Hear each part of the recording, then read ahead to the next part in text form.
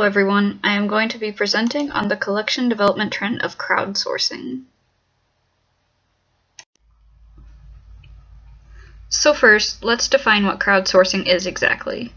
While it's mostly used in reference to electronic collection projects, and many definitions exclusively refer to it as online activity, it can be used for both digital and physical collection projects. Essentially, the broad definition of crowdsourcing relies on a large group of people working together to achieve a common set goal. In this presentation, I'm going to focus on public libraries using crowdsourcing specifically to build their collection in various ways. But there are a few examples of common daily activities that libraries may use that could be considered crowdsourcing as well.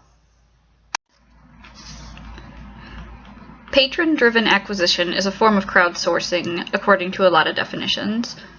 As you're taking user input to grow a library collection.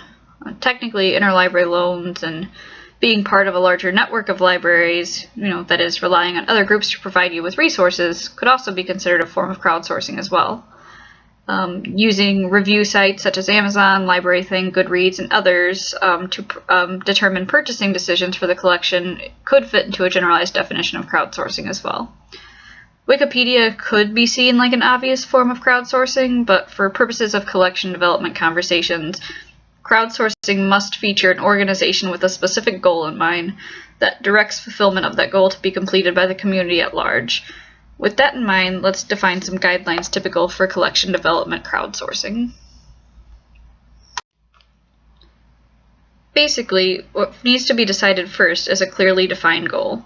For example, a library wants historical photographs to add to their local history collection, or they need a large collection of handwritten documents transcribed to add to the digital library. Once the goal is defined, the organization needs to anticipate potential barriers to participation from the community. Like digitization requires internet access, scanning equipment, delivering photographs requires transportation, things like that.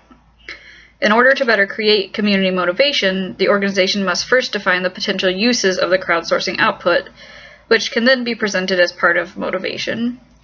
The organization has to consider what all crowdsourcing entails. That is it passive, like dropping off historical photographs, or is it more active and potentially tedious, like transcribing documents, as well as the potential demographics for participants.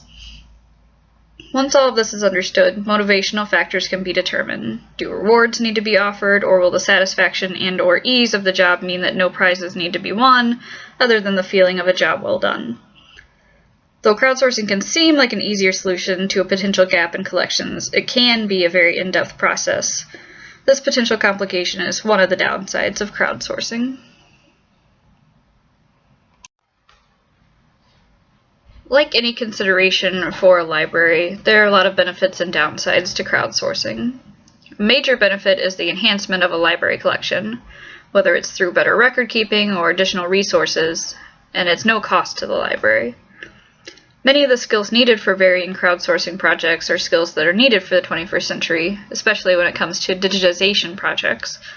On top of that, it serves as an excellent way to create more engagement among the community the library serves, which gives users a sense of pride and ownership in the library that they may not have had before. However, relying on user interest, particularly if there are no rewards to be given, can be tricky. Ensuring that a dedicated group is working toward the same goal, especially considering the many distractions of modern life, is difficult. As I discussed in the last slide, there are a lot of considerations when moving forward with crowdsourcing, and it can become disorganized rather easily. Some also considered crowdsourcing unethical as it relies on free labor of the community, though the nature of public libraries generally avoids this particular criticism.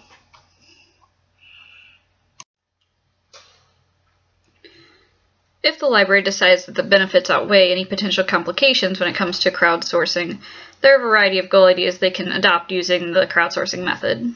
Done correctly, these can improve the collection by making it more discoverable, easier to search, or adding more resources. We already discussed transcribing handwritten records and donating historical photographs, but additional goals could include adding information to records, marking errors in catalogs, reviewing the accuracy of metadata, and more.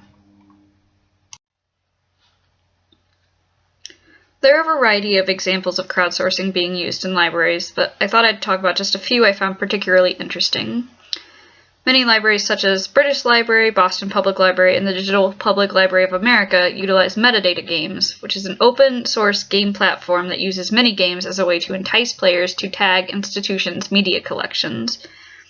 This improves both search functionality and discoverability.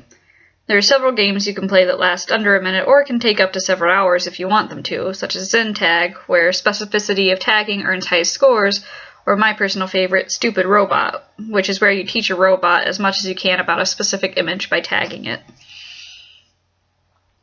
Zooniverse, which relies on volunteers to create research projects, has a crowdsource-supported project called Operation War Diary, which is a digitization project of diaries kept during the First World War. Through user-generated tags, indexes can be created of people, places, even the weather, and other elements of life during the war. New York Public Library has a variety of interesting collections that were created through crowdsourcing, one of which is the What's on the Menu collection. In this, users transcribe historical menus so they can be searched by what people were eating from the 1840s to current day. This unique collection is used by historians and chefs, novelists, food enthusiasts, and more. So in this very brief overview of crowdsourcing, we've discussed what it is, what it entails, and the various benefits and potential downfalls of it when using it to expand a library collection. But after researching it more thoroughly, I really feel that the pros outweigh the cons.